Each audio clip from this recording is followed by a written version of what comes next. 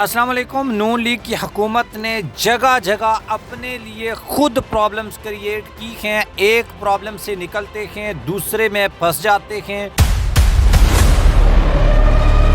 Supreme court of Pakistan کا اب ایک ہنگامی اجلاس ہونے جا رہا ہے اور اس کی کال دے دی گئی ہے، اور پہلا آئینی بینچ بھی اب ٹوٹ چکا ہے اور آپریشن ڈی چوک کا بھی ڈراپ سین ہوا ہے۔ وہ میں آپ کے سامنے ایک چیز رکھوں گا جس سے آپ کو یہ اندازہ ہو جائے گا کہ کس طریقے سے یہ حکومت اپنے لیے پرابلم پہ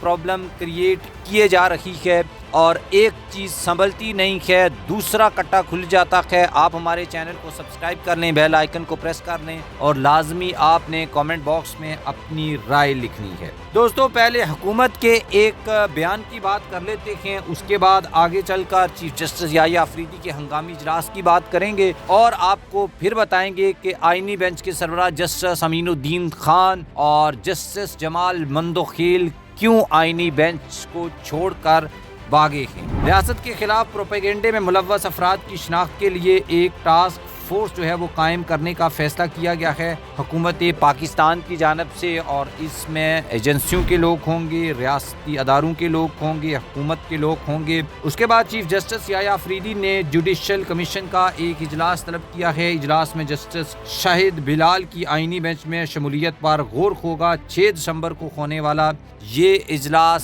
سندھ ہائی کورٹ اور پشاور ہائی کورٹس میں آئینی بینچز کی اور ججز کی جو تقرری ہے اس کے لیے شیڈول ہے۔ آئینی بینچ میں جسٹس عائشہ ملک کی جگہ خصوصی عدالتوں کے کیسز میں ایک نئے جج کی شمولیت پر غور کیا جائے گا۔ اس کے علاوہ نون لیگ نے ایک بیان جاری کیا تھا، اور وہ بیان اب خود ان کے گلے کی ہڈی بن چکا ہے۔ وہ کیسے ہے وہ میں بتاتا ہوں، لیکن اس سے پہلے میں آپ کو یہ بتا دوں کہ سپریم کورٹ آف پاکستان میں chief justice Lahore high court Aalia Neelum کی تعیناتی کے خلاف کیس کی سماعت کرنے والا آئینی بینچ اب ٹوٹ گیا ہے۔ اس آئینی بینچ میں جسٹس امین الدین خان جو آئینی بینچ کے سربراہ ہیں، اور جسٹس جمال مندوخیل جو ایک سینئر اور اہم ترین جج سمجھے جاتے ہیں، اور ان کے اوپر لوگ کہتے ہیں، یہ الزام ہے کہ یہ قاضی فائز عیسیٰ گروپ کے اہم ترین جج ہیں، بلکہ سب سے اہم ہیں، جسٹس امین الدین خان سے بھی اہم ہے۔ جسٹس امین الدین خان نے ریمارکس دیے کہ chief justice Lahore high court کی تعیناتی کے لیے جوڈیشل کمیشن کا ممبر تھا میں،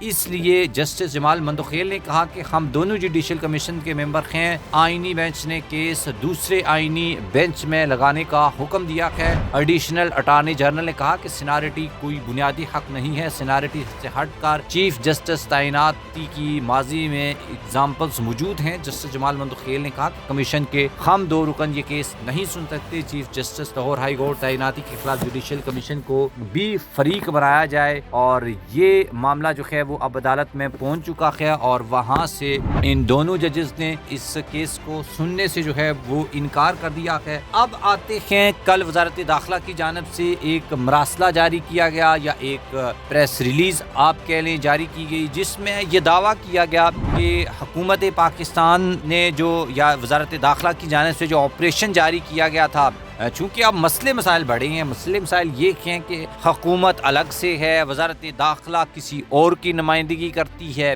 تو حکومت کسی اور کی نمائندگی کرتی ہے، اور یہ دونوں مل کر کسی اور کی نمائندگی کرتے ہیں۔ تو یہ کہا گیا کہ جی